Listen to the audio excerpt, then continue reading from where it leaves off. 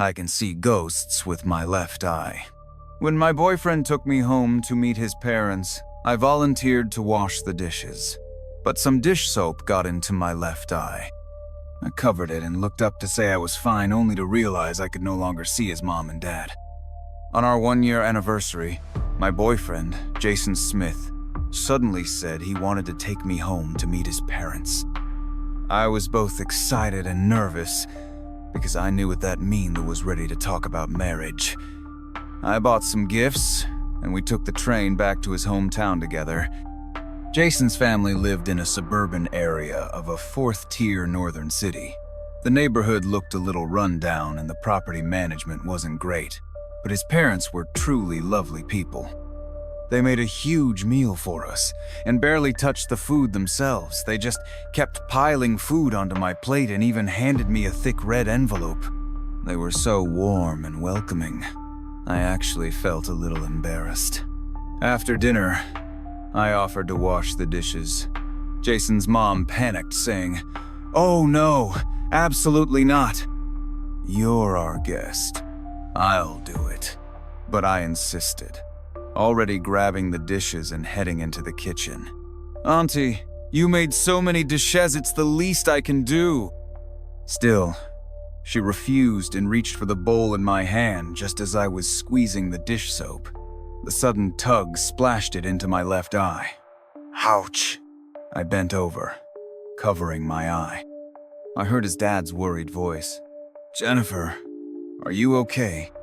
I looked up with my left eye covered, trying to smile and say I was fine, but I froze. My right eye, the one that couldn't see ghosts, suddenly couldn't see Jason's parents at all. They were gone. Ever since I was little, I could see things other kids couldn't. I saw my dead grandfather smiling and waving at me, and the woman hanging in the study at home. My parents, terrified, took me to a local shaman. She told them I had a yin-yang eye, but only on one side. My left eye could see ghosts and spirits, but my right eye was what she called a pure yang eye, filled with positive energy. It meant no matter what tricks a ghost used to make itself visible, my right eye would never see them. It only saw things from the world of the living. The shaman said the yin-yang eye wasn't scary, just don't provoke spirits, and they wouldn't bother me. The trick to telling if something was real or not was simple. I just had to close my left eye. If I couldn't see it with my right, then it wasn't human. So growing up, whenever I entered a new place, I'd always do a quick scan with just my right eye to make sure nothing dirty was around. But I didn't do that today. When I walked into Jason's home, I only saw him and his parents. Nothing seemed off, so I didn't even think to check. But now, with only my right eye open, I couldn't see his parents at all. What did that mean? It meant they weren't human. A chill crept down my spine.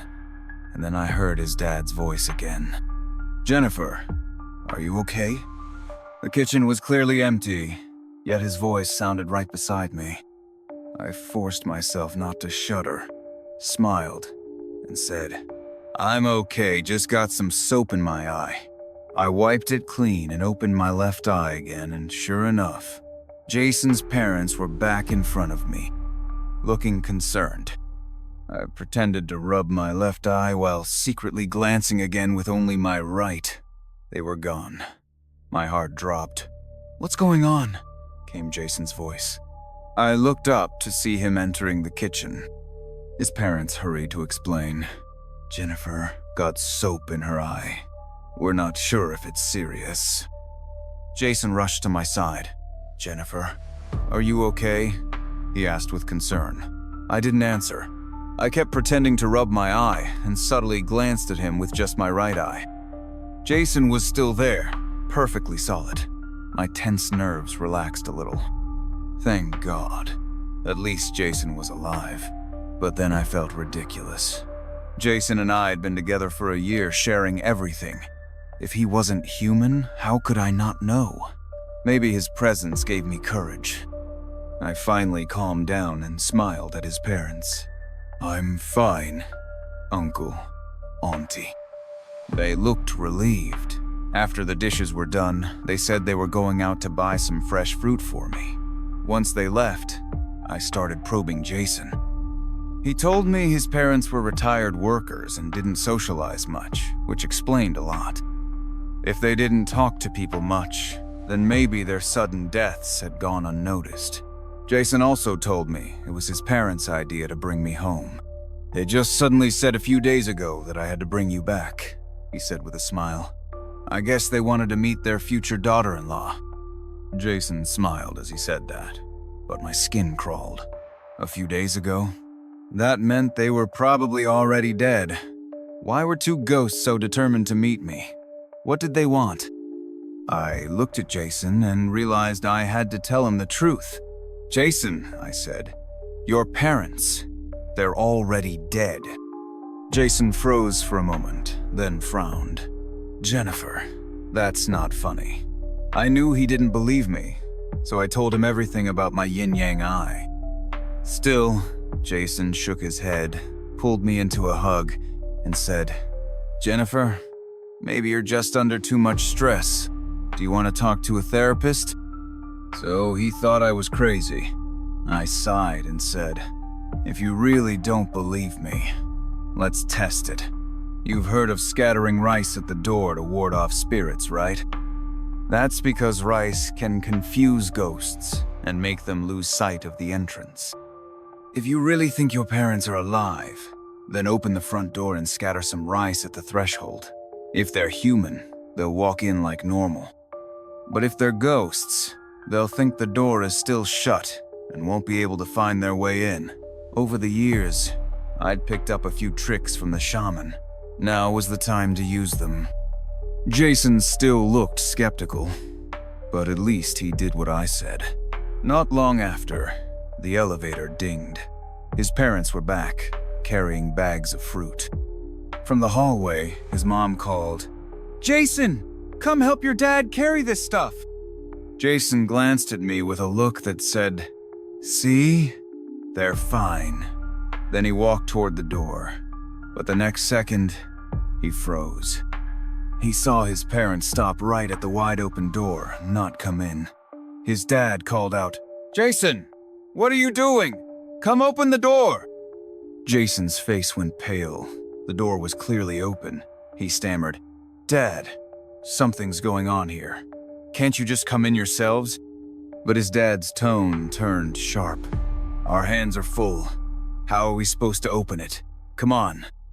Maybe it was my imagination, but Jason's dad's voice had turned shrill, echoing down the empty hallway.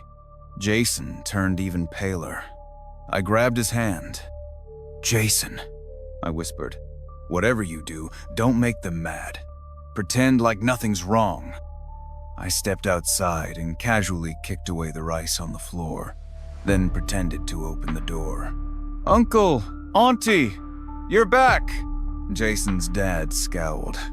"Why didn't you open the door earlier?" His eyes were cold as he stared at me. I acted embarrassed and mumbled, "Jason was, all over me. We didn't think you'd be back so soon." I lowered my head, blushing. His parents exchanged a knowing look. "Young people these days," his mom said with a chuckle. They dropped the subject and walked inside. We ate the fruit in awkward silence, and Jason made an excuse to go to bed early. Jason's place had just 2 bedrooms, and his parents didn't mind us sharing. I was relieved there were 2 ghosts in the house. No way was I sleeping alone. Under the covers, Jason held me close and whispered, "Jennifer, I thought it over. Even if they're dead, they're still my parents. Maybe they just couldn't let go and wanted to see my girlfriend one last time." I felt a pang of sorrow. He was probably more heartbroken over losing them than scared. Then Jason asked, "But there's one thing I still don't get.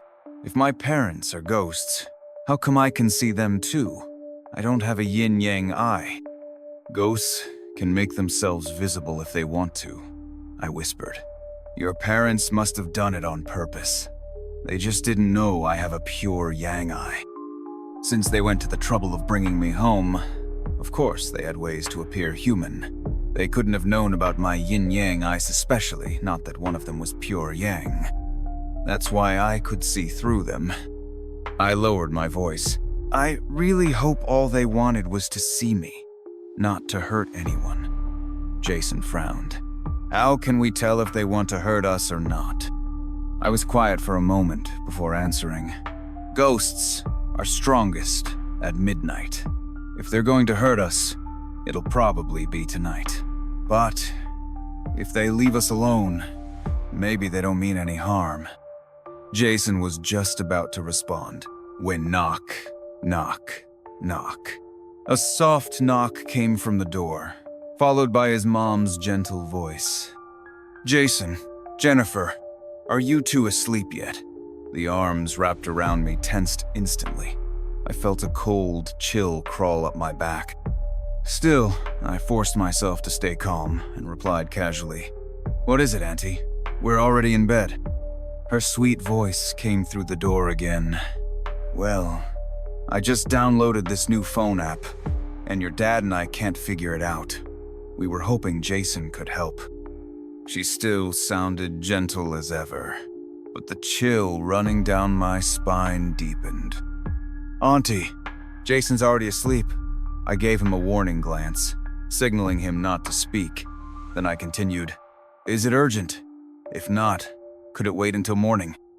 Jason had told me his parents always doted on him. If they were still normal, there was no way they'd wake up their precious son just to deal with some phone app. But if they were now vengeful spirits driven by resentment, I didn't even get the chance to finish that thought before Jason's mom responded again from the other side. Oh, Jason's asleep. Then it's fine. No rush, we can do it in the morning. Then the hallway fell silent.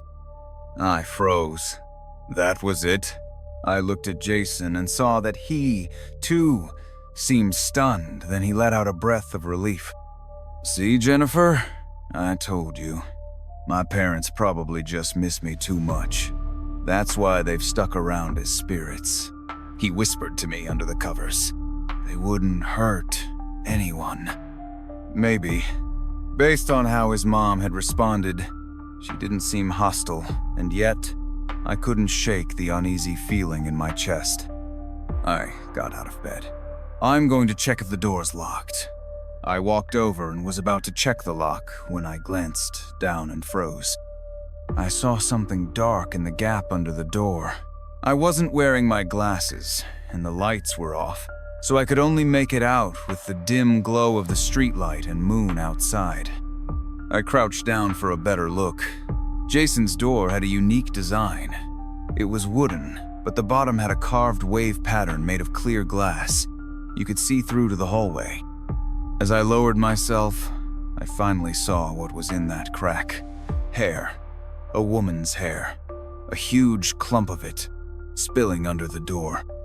I froze. My mind barely had time to process why so much hair was under the door before instinct made me glance up at the glass panel. And there she was.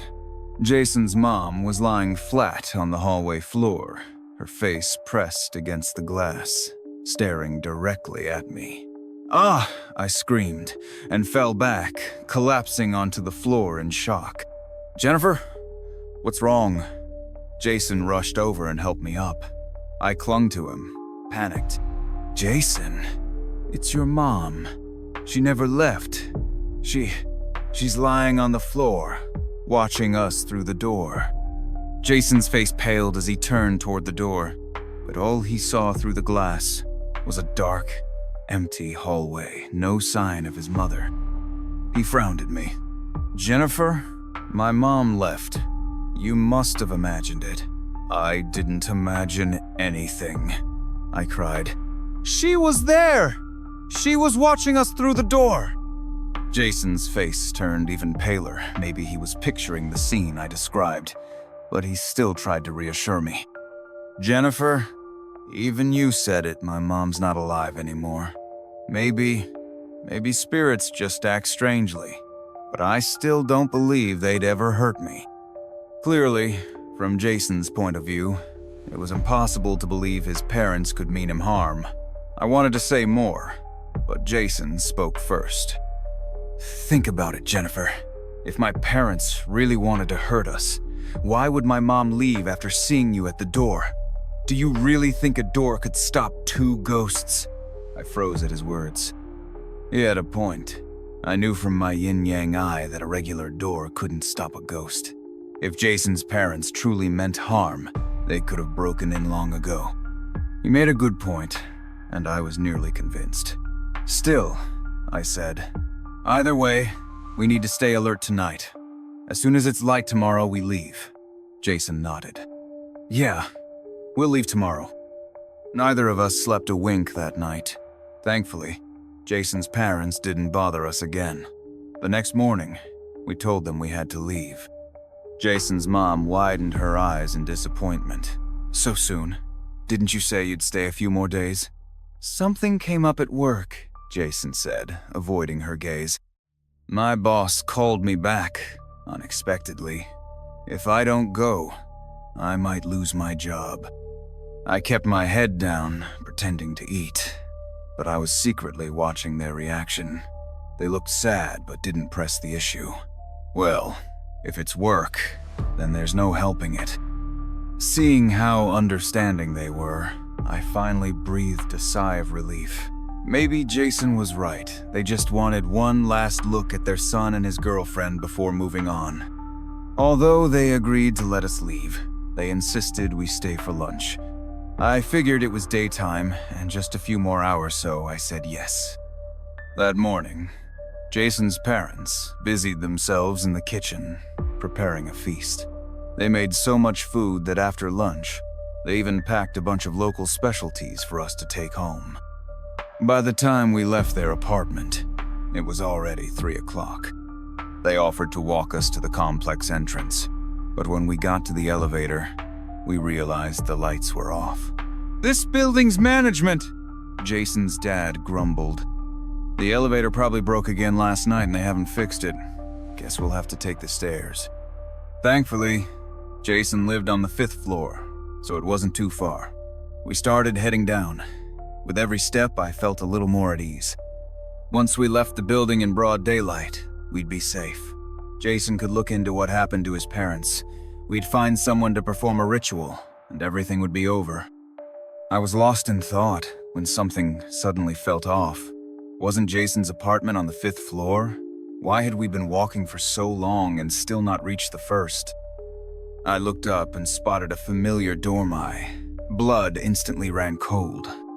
The red Fu character hanging on this door was identical to the one on Jason's.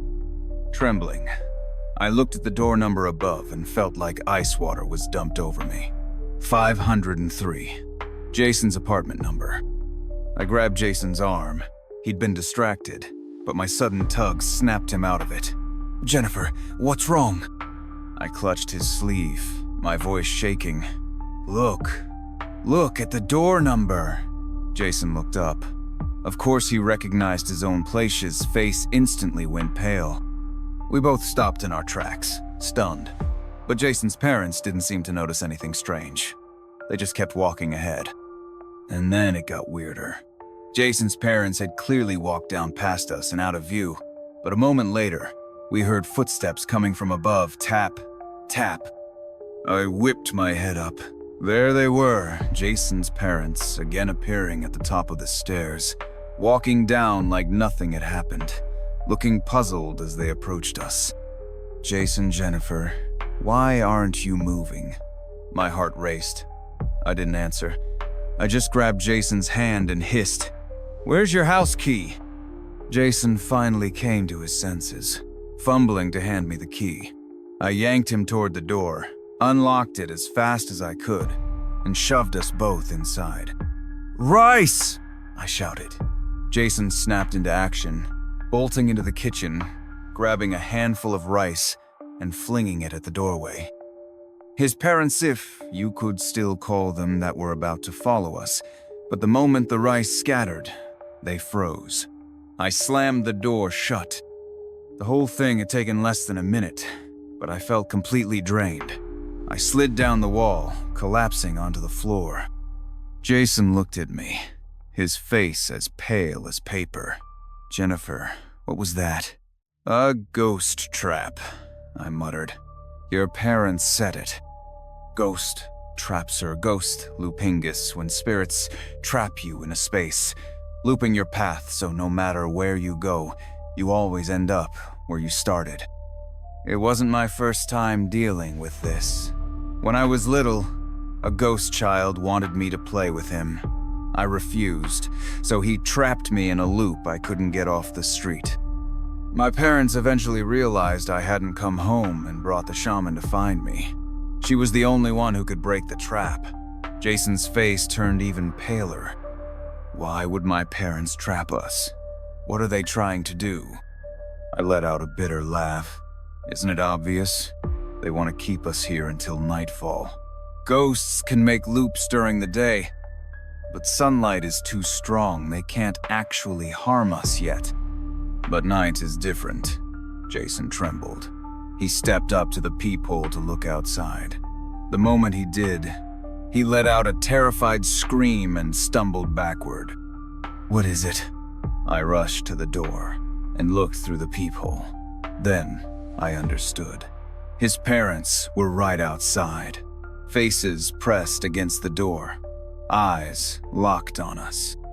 I looked through the peephole and saw their twisted faces and eyes. But after being scared senseless by Jason's mom the night before, my nerves were much steadier now. I spoke calmly. "See? They're not in a rush to get in. They're just waiting for nightfall." Jason was completely convinced by now. "Then what do we do?" he asked urgently. I had already thought it through. "Call the police," I said without hesitation. Jason looked stunned. "The police? What are we gonna say, that we saw ghosts? They'll never believe us." "Of course not," I said quickly. "You don't tell them about the ghosts. Just say you found a body. Make sure they come fast. Cops have the strongest yang energy, ghosts won't mess with them. Once they get here, the ghost trap will break and we can run. Ghosts fear strong yang energy, and no one carries more of that than police officers or soldiers. If you ever see a ghost, your best bet is to run toward a police station or military base they won't dare follow." I'd used this method before whenever I got entangled with something unclean. Jason caught on and immediately dialed the police. "Hello? Yes. I'm calling from home. I think there's a body here. Please come quickly." Jason was finally thinking clearly.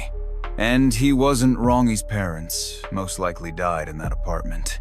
If the police could figure out the cause of death, maybe it would help them move on.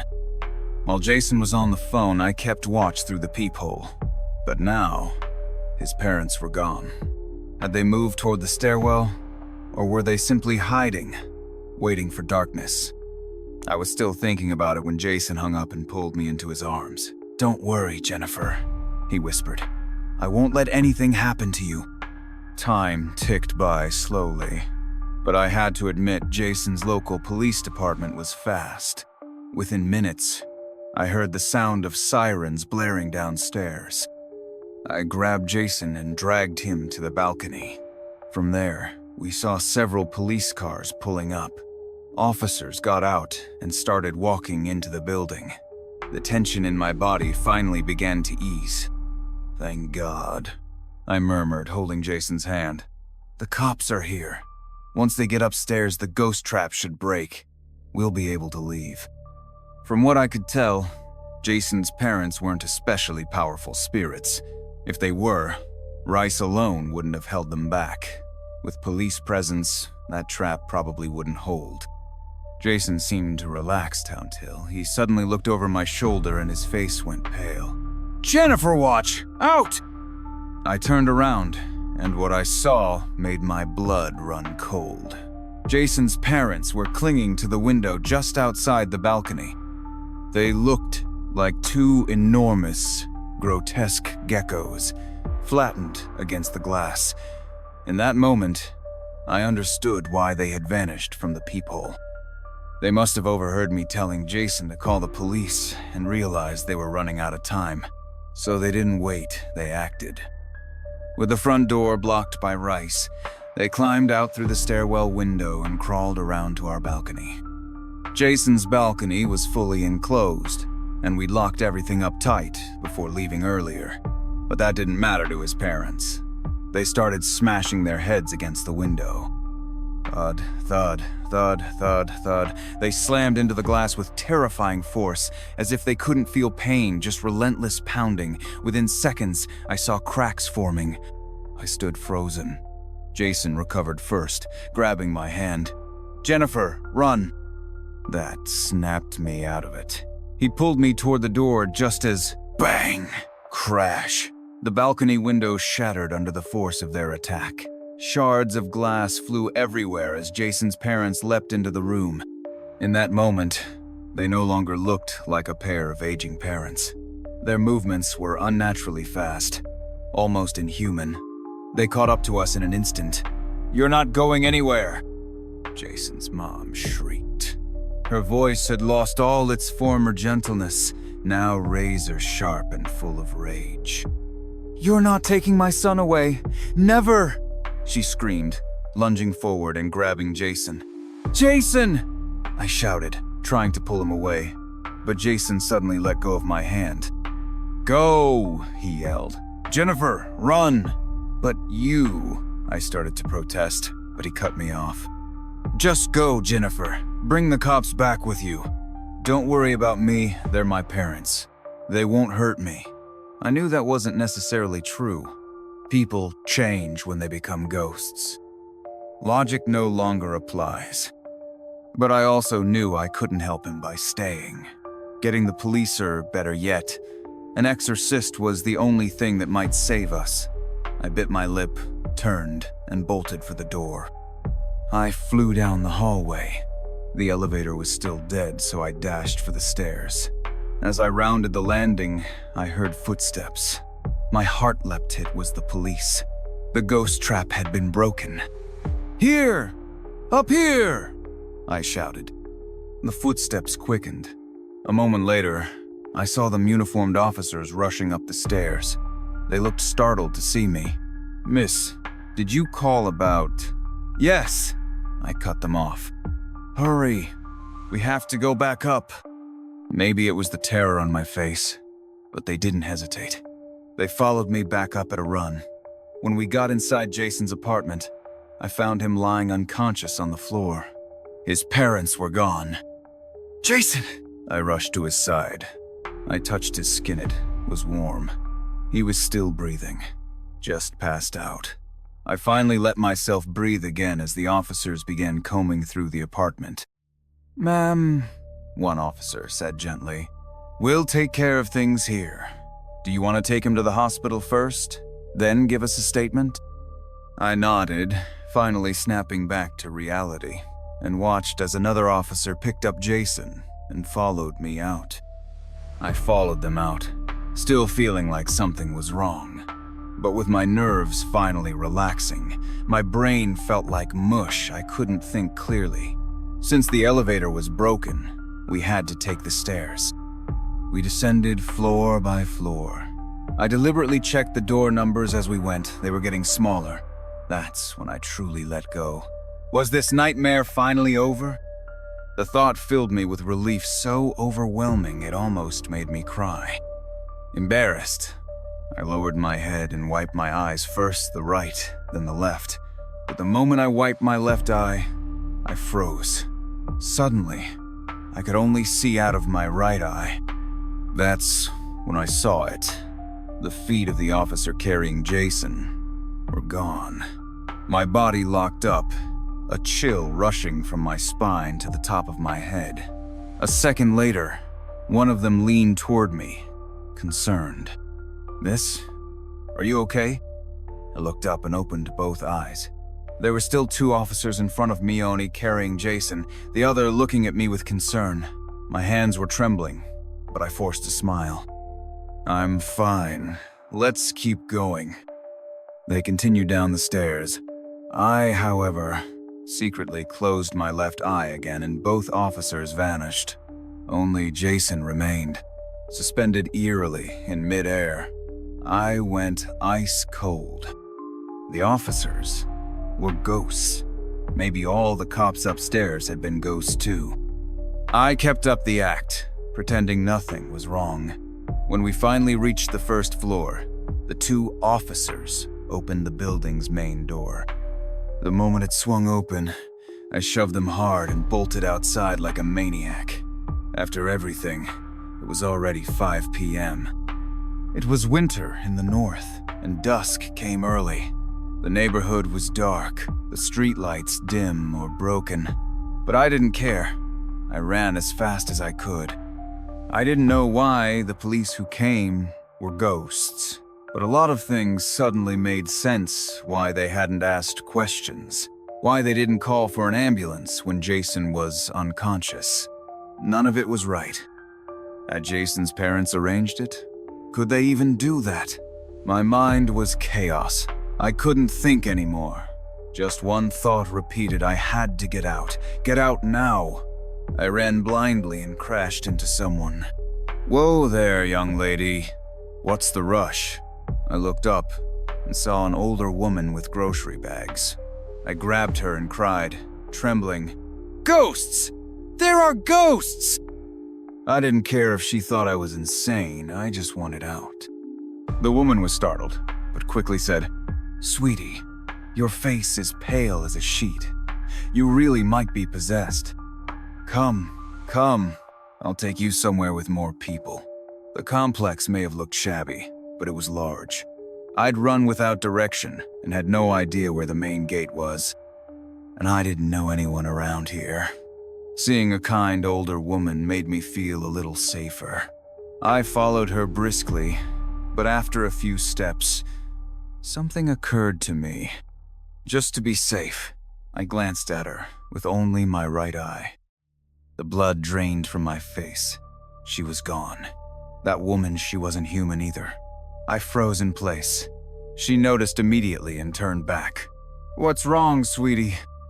She'd said she was taking me out to where people were, but we'd been walking and walking, and I hadn't seen the Gatir or anyone else. It was only getting darker. I'd been tricked again. Fear crushed down on me, but somehow I stayed eerily calm. Are you all in on this?" I whispered. "How many of you are there?" So many ghosts, this couldn't be coincidence. There was only one possibility. I'd been in a giant trap all along. The woman froze, then gave a helpless smile. "So you figured it out. All right, Jason, no need to hide anymore. Come out and explain things to your girlfriend." My body shook. I turned and saw shadows emerging from the darkness. The cops, Jason's parents, and Jason himself. It finally clicked. I lost it. "Jason, you lied to me." I had been wrong from the beginning. I'd assumed Jason was alive, assumed he was on my side. I thought he didn't know his parents were ghosts, thought he wanted to escape, but I was wrong. Jason had known all along. He'd just been acting pretending to want to leave. He probably never called the real police. That's why the ones who came were ghosts. Jason sighed softly. "Jennifer, why did you have to figure it out? Wouldn't it be easier to die without knowing?" His voice was light, casual, but I was falling apart. "What is this? What do you want from me? Where did all these ghosts come from? How did you get ghost cops?" "Who said they were pretending to be cops?" Jason replied. "They were real police officers. Just, they're dead now." I froze as Jason continued. "My parents didn't die recently. It happened years ago." I was stunned again. Another mistake. I'd seen his ghost parents and assumed they'd just died. But they'd been dead for years, of course, Jason knew. "It was a factory accident," Jason said. "They didn't want to move on. They couldn't bear to leave me. So I found them a ghost apartment." "Ghost apartment?" I echoed, dumbfounded. He nodded. "Yeah, this whole neighborhood, it's not for the living. Every unit holds an urn. If you place an urn here, the spirit can stay. That's why there are so many ghosts." I looked around, horrified. No wonder the place felt so deserted. It wasn't for the living at all. The thought of all those spirits watching silently from inside the buildings made my skin crawl. "So," I stammered, "the cops? That woman? They're all residents?" Jason nodded. I broke down. "Then why involve me? Why not just live here quietly?" Jason's voice softened. "Because it does involve you, Jennifer. Don't you know? You have a pure yin birth chart." My body went rigid. Of course I knew. That's why I had the yin-yang eye. The shaman told me that long ago. Jason went on. "My parents didn't want to reincarnate, but they've lingered so long their souls are beginning to decay. And it's not just Themini ghosts here are like that. I talked to a Taoist priest. He said if we sacrifice a girl with a pure yin fate in this complex, her energy could sustain all of them a little longer." So that was it. That was Jason's plan all along. Maybe from the very beginning, he'd chosen me for my birth chart. "You're insane!" I screamed. "Your parents died, you should have helped them move on. Let them reincarnate. Keeping them here like this with some dark ritual, you think that's love?" But Jason wasn't listening. His eyes turned red. "Jennifer, you don't know how much they mean to me. I don't care if they're ghosts. I just want them with me. So please do this for me." He lunged, grabbing me by the throat. I struggled, but he was too strong. I couldn't breathe. My vision blurred. And just then, bang! A flash of golden light burst from my chest. Jason screamed and collapsed. Stunned, I looked down. My protective talisman had fallen out. It was the one my mom got for me at the temple before she passed away. In that moment, I heard a warm, familiar voice in my ear. "Run, my child. Run!" That woke me up. I sprinted for the exit. This time, somehow, I knew the way. I reached the front gate in a flash and crashed into a group of college students returning from dinner. They recoiled in shock at the sight of me, pale and wild-eyed. "Are you okay, miss?" I looked up and closed my left eye. They were still there. Real people. I'd made it out. Later, I called the police. Jason was arrested for attempted murder. I changed jobs, changed my phone number, left the city behind. It was over. Sometime later, I asked my dad about the talisman. He told me my mom had copied Buddha's scriptures by hand, day and night, for 10 days to get it blessed for me. Over the phone, Dad said, "That's not the only one. She got you several. Each time she stayed up for nights copying scriptures. She always said you were special pure yin with the third eye. She wanted to keep you safe." My eyes filled with tears. In this world, there's no love greater than that of a parent. But not all love is the same. Some love protects and gives. Other love clings and destroys. The first is a blessing. The second is just selfishness in disguise.